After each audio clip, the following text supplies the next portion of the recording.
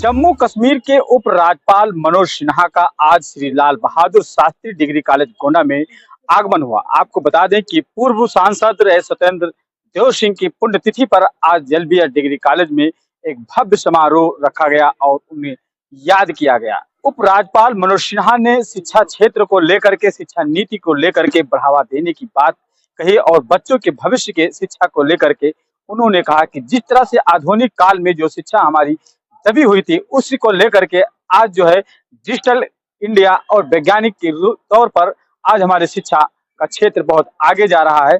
और बच्चों से क्या कहा मैं वो भी आपको सुनाऊंगा। मेरा नाम साक्षी सिंह है। अच्छा, आज उपराज्यपाल आए जम्मू कश्मीर के और क्या कुछ करके आपको कुछ मतलब इसमें प्रमाण पत्र मिला हुआ है क्या? मुझे बीकॉम में सबसे ज्यादा मार्क्स प्राप्त करने के उपलक्ष्य में यह अवार्ड मिला है और मुझे बीएससी मैथ्स में सबसे ज्यादा मार्क्स प्राप्त करने के लिए अवार्ड मिला है। आपका परिचय? मेरा नाम साक्षी सिंह है। साक्षी जी, कहाँ से आप? मैं यही गोंडा से ही हूँ। क्या कहना चाहेंगे इस पे जो आपको अवार्ड मिला है और बच्चे क्या करें? नहीं, अवार्ड मतलब मुझे बहुत अच्छा लगा और बच्चों को बहुत मेहनत करनी चाहिए इस अवार्ड के लिए। बहुत अच्छा लगा मुझे कि मुझे राज्यपाल से अवार्ड मिला। और मतलब और बच्चों को आगे क्या करनी चाहिए? बच्चों को आगे अपनी अगर उनका ग्रेजुएशन हो गया है तो किसी जॉब की प्रिपरेशन करें जो उनके लिए उन्हें सूट करता है, जो उन्हें लगता है कि उनकी कैपेबिलिटी है उसके लिए, तो उसकी प्रिपरेशन करें वो। जैसा कि सर ने कहा, राज्यपाल सर ने कि कभी अपने उससे सेटिस्फाइड ना हो, तो कभी सेटिस्फाइड नहीं होना चाहिए आपको और आगे के लिए सोचना चाहिए। एक छोटा अवार्ड एक अच्छी बात है, उससे बेटर करने के लिए आपको आगे के लिए सोचना चाहिए। और आगे चल करके उन बच्चों से भी हम आपसे मुखातिब होंगे जिन बच्चों ने जो है आज उनको मेधावी छात्रों में सम्मानित किया गया। उपराज्यपाल ने उन्हें सम्मानित किया है और मैं बीसीए 6 सेमेस्टर का छात्र था और मुझे आज सम्मानित किया गया है माननीय उपराज्यपाल जी द्वारा, जो मनोज सिन्हा जी हैं, जम्मू कश्मीर के उपराज्यपाल। किस सब्जेक्ट से आपसे जो आपको सम्मानित किया गया? जी, मैं बैचलर डिग्री थी मेरी कंप्यूटर एप्लीकेशंस में, जो कोडिंग वगैरह का क्षेत्र होता है, मतलब टेक्नोलॉजी के क्षेत्र में उसे कहा जाएगा, आईटी के क्षेत्र में। और मतलब अपने साथियों को, अपने छात्र जो साथी हैं उनको क्या कहना चाहेंगे? जी, उनको भी मैं कहना चाहूँगा कि देखिए मैं भी मतलब मेरे पिताजी चूँकि एक किसान आदमी थे और मैं उनका छात्र हूँ, मतलब उनका लड़का हूँ। उसके बाद भी इस विद्यालय की वजह से आज मैं यहाँ पर खड़ा हूँ। तो इसका मतलब आप किसी भी बैकग्राउंड से आते हो, अगर आप अच्छा मेहनत करते हैं, टीचर्स की बात मानते हैं, कॉलेज को सम्मान देते हैं, कॉलेज के टीचर्स को सम्मान देते हैं, अपनी पढ़ाई पे समय देते हैं, तो आप जरूर कुछ ना कुछ अपने जीवन में बड़ा करेंगे। कॉलेज में रहते हैं, कॉलेज का पूरे प्रबंधन का या स्टाफ का कैसा सहयोग रहता है? जी, बहुत सहयोग है। उनके बिना तो शायद मैं यहाँ खड़ा भी ना होता आपके सामने आज। उन्हीं की वजह से ही आज मैं इस गौरव का मतलब सारथी हो पाया हूँ। यहाँ पर पहुँचने का क्या उद्देश्य था उपराज्यपाल जम्मू कश्मीर के मनोज सिन्हा जी का, यहाँ पर क्या उद्देश्य था डिग्री कॉलेज में आने का, वो चल करके मैं आपको आपने इस मंच की शोभा बढ़ाने के लिए हमारा आमंत्रण स्वीकार किया। Thank you. जिस पद पे आज मैं हूँ, इस पद पे लगभग 25 वर्षों पहले तक मेरे पिताजी विराजमान थे। जब लोग भाग्य की बातें करते हैं तो मुझे लगता है मुझे जन्म से ही बहुत भाग्यशाली में पैदा हुई हूँ, क्योंकि माता पिता तो सबको मिलते हैं पर इस तरीके के माता पिता बहुत कम लोगों को मिलते हैं। यहाँ से लेके कितना भी लंबा सफर हम तय करें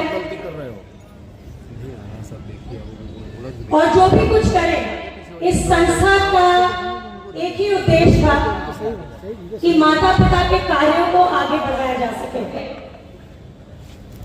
आतुर रहते हैं, उनको सम्मानित करते हैं। शिक्षा एक ऐसा क्षेत्र है जो मुझे लगता है किसी भी देश की नींव रखने का सबसे प्रथम स्तंभ है। हम जिस मंडल में हैं, जिस जिले में हैं, यहाँ शैक्षिक संस्थान तो बहुत सारे हैं, पर उचित शिक्षा, सही शिक्षा, उसकी नींव डालना अक्सर वहाँ के शिक्षकों, वहाँ के मैनेजमेंट की जिम्मेदारी होती है। और मैं बहुत गर्व से कह सकती हूँ कि गत वर्षों में इस विद्यालय को निरंतर लगातार हम एक मिनी यूनिवर्सिटी की तरह डेवलप करते चले जा रहे हैं।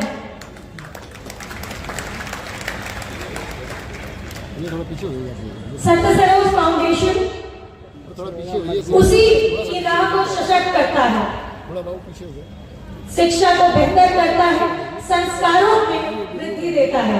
तो आज यहाँ जितने भी लोग इस संस्था से सम्मानित हुए हैं, आप सबको हृदय से बधाई।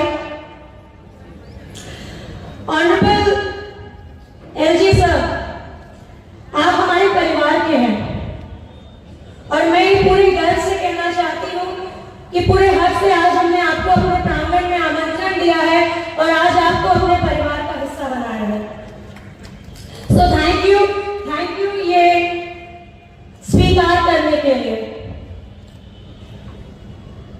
जिस क्षेत्र से ऑनरेबल एलजी सर आते हैं, आप में से बहुत सारे लोग वहां के टूरिस्ट रहे हैं, यात्री रहे हैं।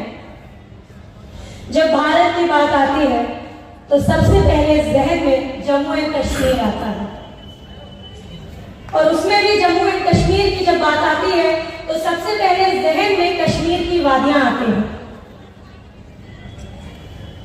उन वादियों में गत वर्षों में टूरिज्म पे एक इम्पैक्ट पड़ा था मिलिटेंसी की वजह से, बट पोस्ट 2020 कश्मीर का दिशा और दशा दोनों बदली है। और यहाँ बैठे बहुत सारे लोग हैं जो अक्सर हमसे छुट्टी लेके कश्मीर घूमने जाते हैं, वो उसकी गवाही दे सकते हैं। कश्मीर सुरक्षित है, कश्मीर खूबसूरत है। कश्मीर में छोटा सा भी गांव जो 200 लोगों से भी शायद संख्या में बना हो, वहां भी सड़कें हैं। कश्मीर को आईफिल टावर से भी बड़ा arch bridge, Chenab railway bridge मिल रहा है। ये हमारे देश को उस स्तर पे ले जाएगा जिस स्तर पे शायद अब हमें भारतीय होने का गर्व सच में महसूस हो सके। आज इस पंडाल को जब लोगों ने कहा ये बहुत तिरंगे से भरा हुआ है,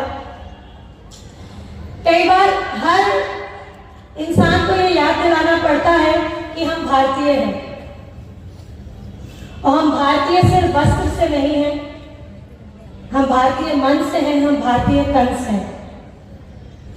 honourable LG sir 3 times member of parliament रहे हैं, हमारे भारतीय जनता पार्टी का एक बहुत मजबूत स्तंभ रहे, और उसके बाद जब उन्हें जम्मू एंड कश्मीर की भागदौड़ दी गई तो आज कश्मीर जिस जगह पे है हम सब उसकी गवाही दे सकते हैं।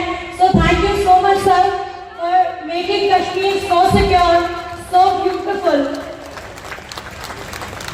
और आज पापा की चौथी पॉलिटिक्स मंच की आमंत्रण को स्वीकार करके हम सबका गौरव बहुत ऊपर कर दिया। और इन्हीं शब्दों के साथ अब मैं आपको मंच पे आने का आमंत्रण देती हूँ।